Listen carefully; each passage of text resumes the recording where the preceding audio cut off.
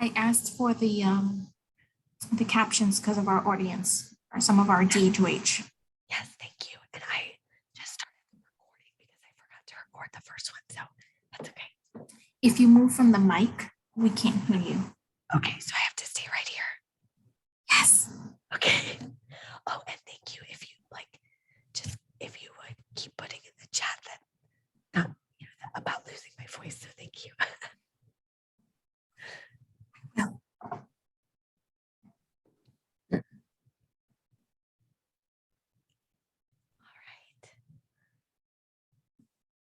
Everybody, we're gonna get started in just like a moment.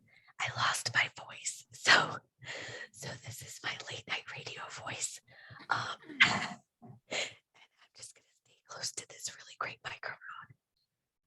Thank you for being here. We're gonna get started in just like 10 seconds or so.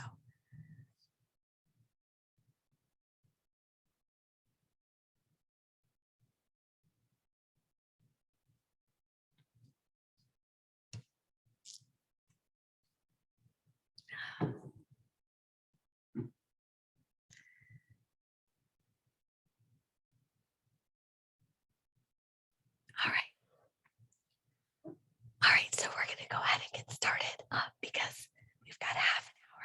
The timing was pretty good last session, so I'm hoping I can do this again. So the session is called What is Happening to Us? Building Resilience and Battling Burnout. My name is Megan Pinkiewicz, and I am the staff development teacher at Rockville High School. As I just mentioned, I lost my voice this weekend, so that was like really great timing for today because this is the biggest presentation. I think there were like over 130 people who registered for this session, well, between the two sessions.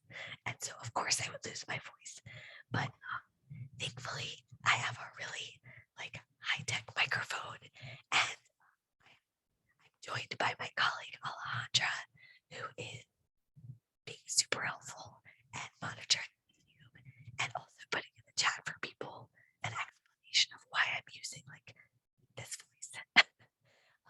So I want to thank you all for being here today. This morning was like, okay, well maybe I need to retitle the session, and I was playing around with a couple of alternative titles while I was trying to figure out like how not to cry and panic and worry. But thankfully, I think Again, we're losing you. okay, I'm still here. Is that better? Yes. Okay. Let me take another swing. Okay. All right. Good times. But it's when stuff like this happens that I feel like we just have to laugh. And that was one of the points that I actually wanted to make, which is that laughter is scientifically really good for battling stress and handling burnout. And it's not just my own opinion. It's like actually according to doctors and researchers and scientists. And so when we're thinking about how to battle burnout and build resilience, laughter is really, it's a medicine of sorts. And it's one that I think we sometimes overlook and forget about. So I wanted to bring that up at the beginning. And I also wanted to say that throughout the session, I'm going to share resources because I'm not an expert in everything. And I've learned from people who are experts. So I thought that it would be helpful to start with a laugh. So I don't know. I think we're all familiar with Schitt's Creek, the show Schitt's Creek. I don't know how many people have watched it, but if you've watched the show, there's a scene where they talk about folding in the cheese. And someone about a year ago made a TikTok video where the character Moira is the mom, and she represents the U.S. Department of Education. And David Rose is the son, and he represents U.S. teachers. And when they talk about folding in the cheese, they're really talking, well, in the TikTok video, they're talking about differentiated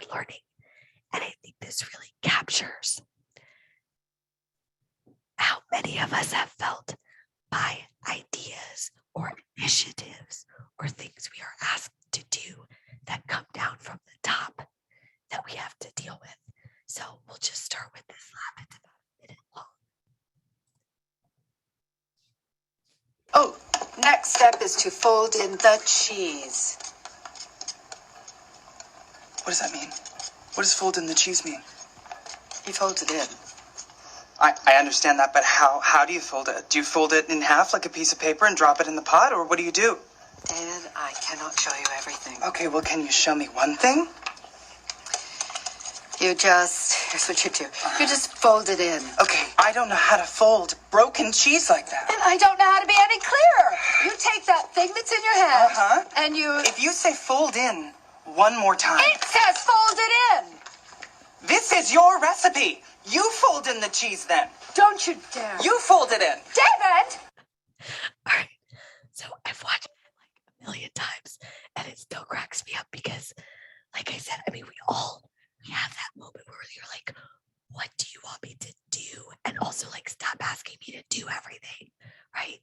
But it helps to like laugh about it and it helps to know that we're not alone, that teachers all over the country are dealing with this same frustration.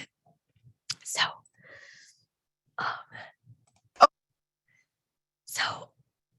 like I said, I'm not an expert. I just learn from smart people and wise people.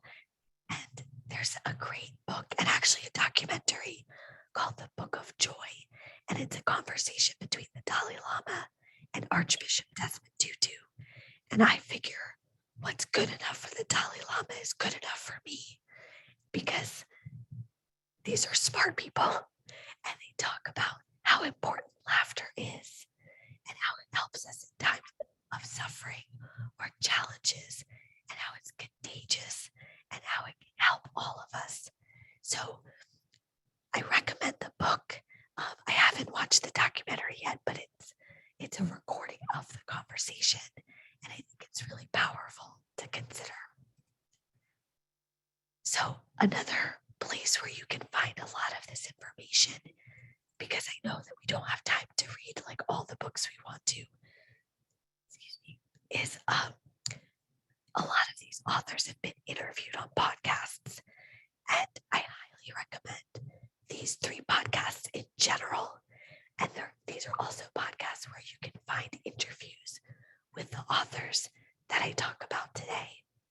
So at the end of the session, Alondra is going to put into the chat, I have a resource list, a Google Doc with all of these resources so that if you want to write them down, you can, but I also put them on a list for everyone.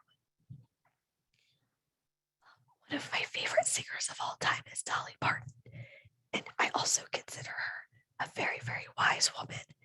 And she says, there's a song called Traveling Through, and she says, questions I have many, answers but a few. And this is how I try to I live my life this way. And when I have questions, I try to find the answers. And so one of the books that I tried, where I've gone to for answers, is a book called Permission to Feel. And it's really about understanding our emotions and why that's important, that recognizing our emotions is the first step to understanding what's causing the emotion, and then we can do something about it, right? So then we can figure out what we have to do as individuals. And this is also helpful as a teacher. Like, we work with kids all the time, and it's really important to understand when they get mad or when they are being, when they're snappy or sad or whatever. Like, what can we do to help them, and how can we help them regulate their emotions? So I wanted to start with like understanding our emotion, trying to like really going back to the R, recognizing our emotions. So in the chat, if you would paint me a picture, that's a Brene Brown phrase. She talks a lot about paint me a picture of what burnout looks like for you. So for you specifically, specifically, what does it look like? What does burnout look like, taste like, smell like, feel like, sound like? So go ahead and put that in the chat, if you would, please. Oh, thank you, Sam.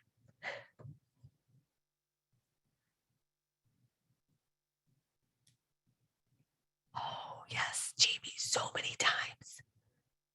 Jamie wrote, falling asleep before my own child. Yes, and my kids are elementary school age, and they don't have to start school until 9:20. And so a lot of it's like 10 o'clock at night at my 11-year-old, because she gets to sleep in until 8 o'clock in the morning. You know, she's still going. And I'm like, you have to go to bed because I have to go to bed. I cannot right now. Yes. Oh, Susan, that's so good. I love that analogy, like a pinball where you're bouncing around in your mind. It's so interesting how some people are saying it's like a pinball and bouncing all around, and then other people are saying like totally exhausted, like laid out, right? Okay, Robert. Robert, are you an English teacher? Or maybe a PE teacher? That's a really great picture. Social studies, yes. Good for, that's amazing. I love that image. Thank you. And a coach, that's awesome. So I think, again, for each of us, like our version of burnout is unique, and it can change too. I'll say that, right? But I hope that you find some solidarity in reading what burnout looks like for other people and the ways that maybe your burnout looks like someone else's. And there are a lot of people who said that they don't have energy to interact with family or friends.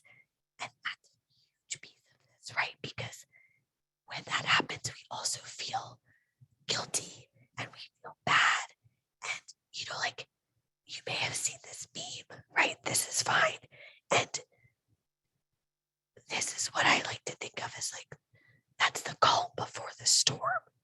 He's still like, this is fine. But then at some point, if the room keeps burning, it's not fine. Like you figure out that it's not fine. And then a lot of us internalize the problem, and we're like, what is my problem? Like, what am I doing wrong?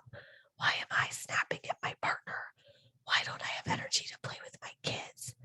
And then we feel terrible about ourselves when really there are so many, like there are systemic problems, and we work within a system that demands a lot of us even before COVID. And so I think that's part of this journey, and I think that's something that COVID has taught us, is that as teachers, is that we've been here for a long time. And then COVID said the freaking, like COVID was just gasoline. And now we're like, why? I know during COVID, I was like, why am I on my couch crying? And those were questions, and I had to find the answers. And so I went back to this book. I went back to Permission to Feel, and I said, okay, well, how do I understand the causes? Because there are definitely consequences. So how do I understand the causes? So one of the books that I read that was has been life-changing is called What Happened to You? And it's by Dr. Bruce Perry and Oprah Winfrey. And it's a conversation between the two of them, but it's the science, like how trauma affects our brains. And again, that book has been so helpful for me as an individual, but also as a teacher, to understand why my kids are acting the way they are, why my students have trouble learning some days, because trauma affects our ability to learn, period. And so if you are a teacher and you are beating yourself up because you don't understand, like, is it me? Is it my lesson? Is it this? There is so much more going on. And yes, we should absolutely try to give our best first instruction.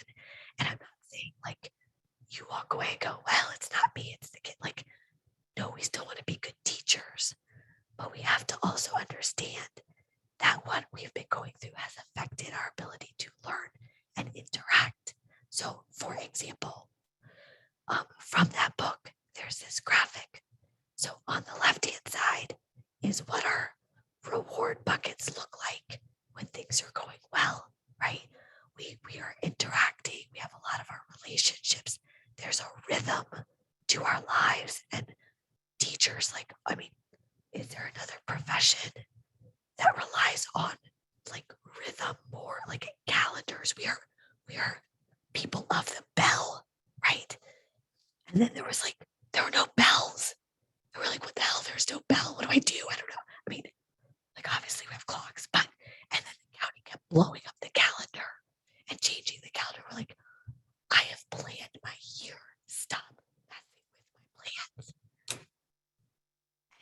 And so COVID happens, and we get the B side of things.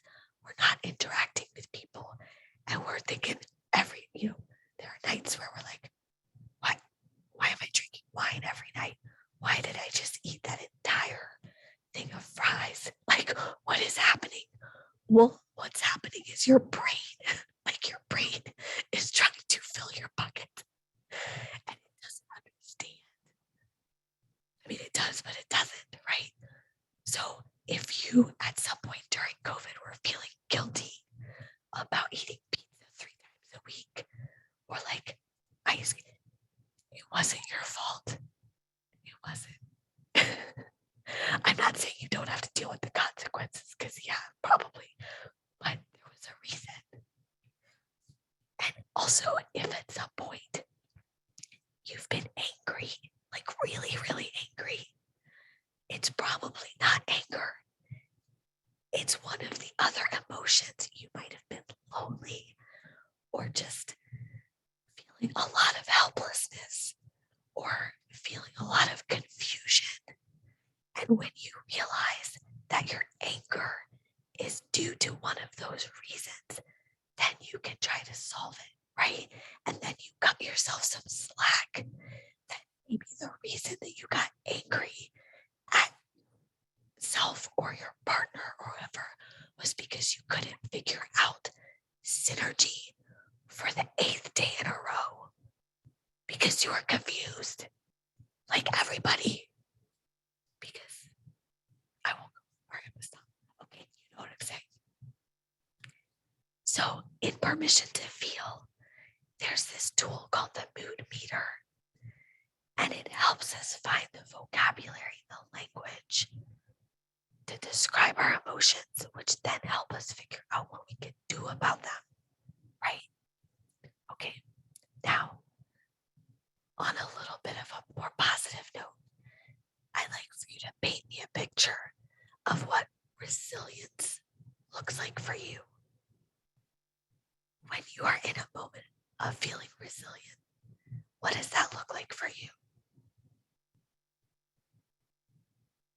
And Robert, I'm like, now you set the bar really high, by the way, for yourself, just so you know.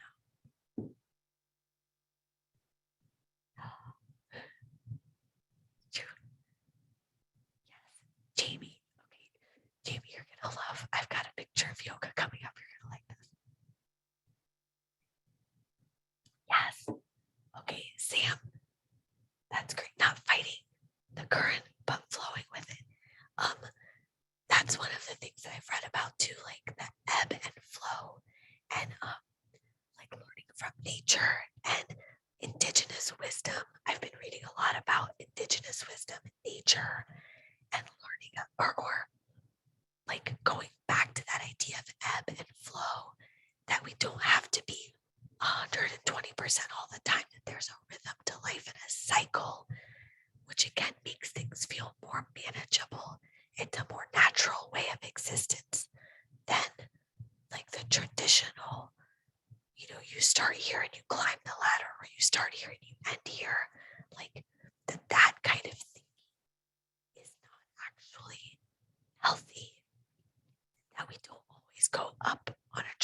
clear from year to year that there are cycles and there are ebbs and flows. So thank you for saying that. Yeah. All right, Robert, that's a good one. I like that. Finding the success story. Thank you. Yes, and forgiving ourselves. Thank you. Thanks, Amy. Okay, so for me, I took these pictures in the last month, and these are 2 images that capture what resilience looks like for me, right? I love the willow tree figures and this idea of a butterfly, but being open and willing to take risks. When I think for me, when I'm feeling resilient, I'm open to new things and I'm open to taking another risk. And I'm feeling strong, like the picture on the right, the painting. I took that in New York City, knowing who I am and knowing like that I can be strong. That's what it looks like for me. So here's that's my funny yoga picture. These are things that I'm working on. I'm working on meditating and yoga and so forth. But I want to say, like, there is no quick fix. We cannot, all the mindful minutes in the world will not take everything away. Like, we cannot donut our way out of this problem, right? There have to be systemic changes. And I will say this, I don't think I mentioned this yet. The 3 most popular sessions for EdCamp, and there were over 2,000 tickets sold total. The 3 most popular sessions were, and I'm not bragging, but were mine. I'm not bragging. The one on mindfulness and Chris Klein's session on cell phones in classrooms. Trust that we are sharing that data with MCPS leadership. Like, if they want data, if they want to know what teachers are concerned about, here's your sign, right? So there are systemic problems. And while we are hopefully making the system better, we also need to work on what we can do as individuals to protect ourselves so that we don't burn out. So there's no quick fix, because again, there are pieces of this that have to happen at a systemic level. For ourselves, we can improve our own understanding, and we can create our own habits and routines that help us battle burnout and build resilience. So one of the exercises that I wanted to walk through is taken from this book called Burnout, The Secret to Unlocking the Stress Cycle. And going back to that image of the flow, the authors of this book have done a lot of research, and they talk about how, stress itself is not necessarily bad for you, right? Like, life is stressful, but it's being stuck in the stress that begins to impact your physical and mental well-being. And so we have to break the stress cycle in order to remain healthy. And some of that is thinking about how, if we consider what we want to do and we're thinking about winning, right? Like winning as in terms of achieving what we want to achieve, we can redefine winning. We can think about like what we can do within our own parameters. So you can do this in your mind or in the chat, but what is one specific thing that is making you feel overwhelmed right now, or like you're drowning? And again, you can put it in the chat or just think it in your mind. It's up to you, but just like one thing that's making you feel overwhelmed or like you're drowning.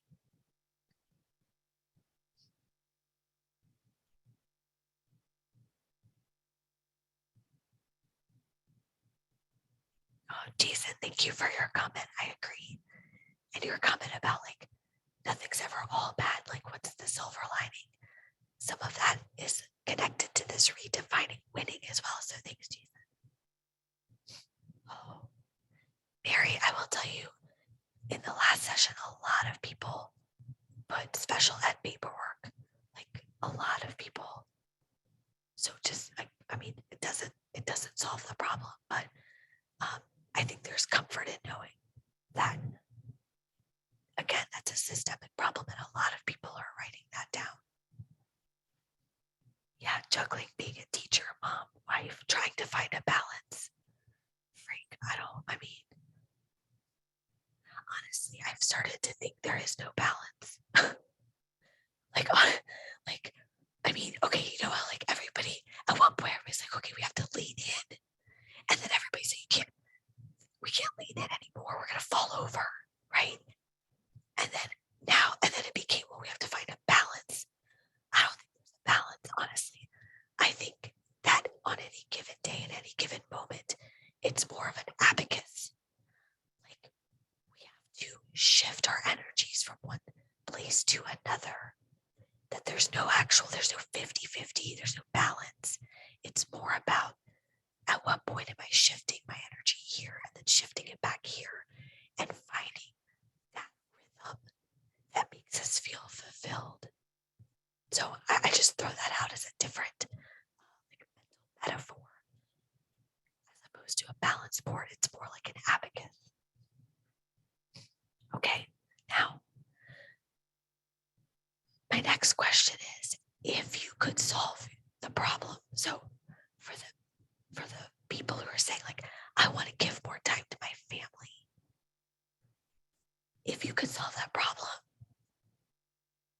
what's one thing that you would do? What's one thing that you could do? And as you're thinking, I'm going to skip to this slide. I want you to take a look at the actions in the orange. So if you want to give more time to your family, is there anything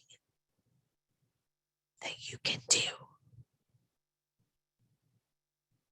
that would help you get there?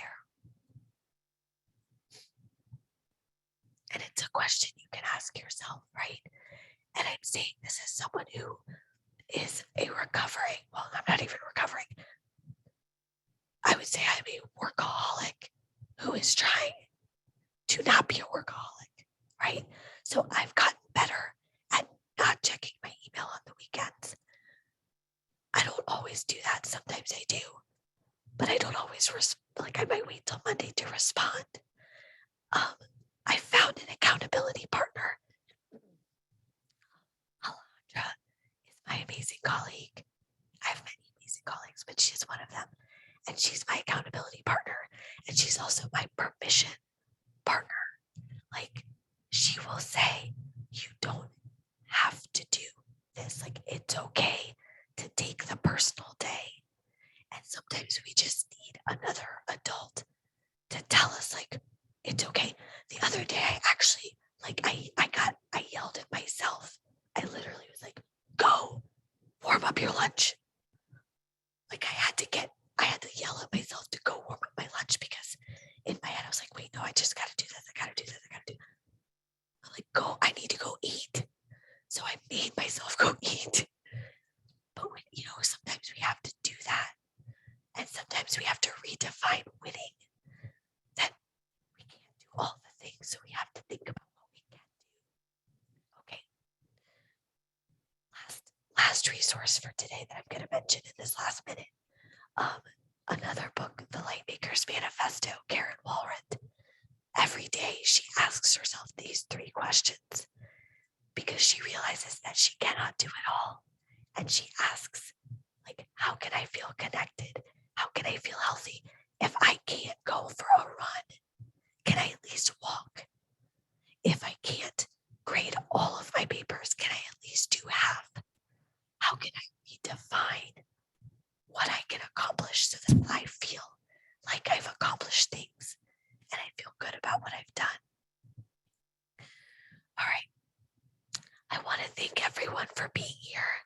Alondra is going to put the participant survey in the chat and the resource list and the slide deck link. To get your certificate of participation, you have to do the participant survey. So I want to make sure everybody has a link so that you can get that certificate. I just want to say thank you so much. And I want to say that no one here is alone. Like, obviously over 130 something people chose to be here today. And that means something. And it means that we need to protect ourselves and protect each other. So I hope that you have a wonderful rest of your professional day. I hope that you're able to get outside and enjoy the weather. And please feel free to reach out at any point. But thank you so much for being here. The students need you and this county needs you. So I hope you walk away with some good resources and knowing that you are enough and you are good enough, and the work that we do is incredibly important. So thank you.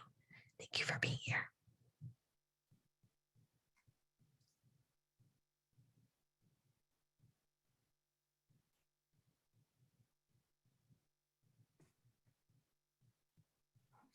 Thanks, Alejandra.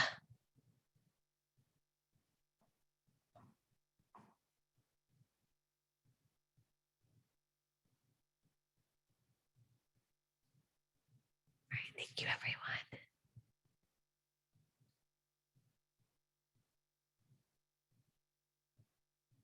Alejandra, can you put the link in the chat again one more time?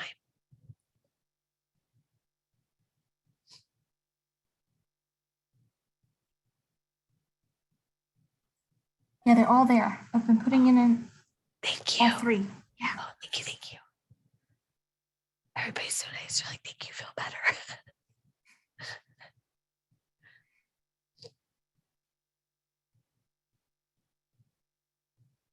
Oh, yeah.